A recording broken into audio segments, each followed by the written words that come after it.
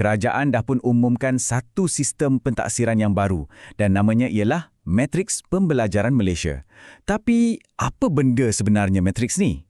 Okey, matriks ni sebenarnya terdiri daripada dua jenis pengukuran utama. Kalau kita tengok dekat sini, yang pertama ialah pengukuran pembelajaran tahun 4. Ia akan bermula pada tahun 2026 dan subjek yang terlibat ialah Bahasa Melayu, Bahasa Inggeris, Matematik dan Sains.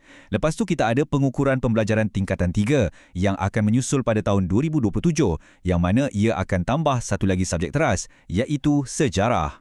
Dan ini satu perkara yang penting untuk kita tahu. Kedua-dua pengukuran ni bukan dibuat oleh sekolah masing-masing tau. Sebaliknya, ia akan ditadbir secara berpusat oleh Lembaga Peperiksaan atau LP. Ini untuk pastikan ia standard dan seragam untuk semua sekolah di seluruh negara.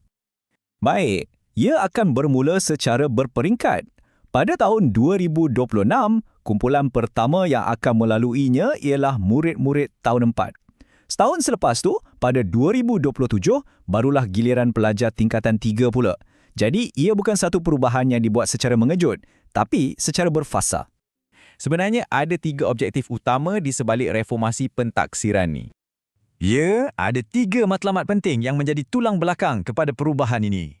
Pertama sekali, intervensi awal. Maksudnya, kita nak kesang masalah pembelajaran lebih awal supaya boleh terus bantu.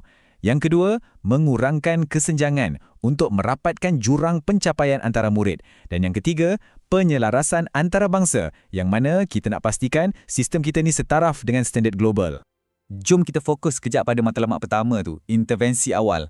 Dengan adanya pengukuran seawal tahun 4, sekolah dan ibu bapa boleh nampak kalau ada apa-apa kelemahan. Jadi adalah peluang untuk bantu dan perbaiki sebelum murid tu masuk ke sekolah menengah lagi. Dan kita kena ingat, pentaksiran baru ni bukanlah satu inisiatif yang berdiri sendiri. Ia sebenarnya direka khas untuk menyokong satu lagi perubahan besar yang bakal tiba, iaitu Kurikulum Persekolahan 2027. Semuanya saling berkait. Jadi, nampak kan? Ini sebenarnya bukan setakat pasal peperiksaan atau ujian. Ia adalah sebahagian daripada satu gambaran yang jauh lebih besar, iaitu untuk membentuk hala tuju pendidikan negara kita pada masa hadapan. Dan bila kita cakap pasal membentuk masa depan, ia termasuklah memastikan kita setanding dengan negara-negara lain. Penyelarasan ini merujuk kepada penanda aras antarabangsa macam TIMSS, iaitu Kajian Antarabangsa untuk Matematik dan Sains, dan juga CPLM, Program Pentaksiran untuk Rantau Asia Tenggara. Ini tunjukkan yang kita serius nak tingkatkan kualiti pendidikan kita ke tahap dunia. Jadi, kalau nak disimpulkan, Matriks Pembelajaran Malaysia ni adalah salah satu komponen asas dalam usaha pemodenan pendidikan yang lebih luas. Ia boleh dianggap sebagai alat untuk ukur sejauh mana keberkesanan Kurikulum Persekolahan 2027 nanti. Kedua-duanya perlu bergerak seiring.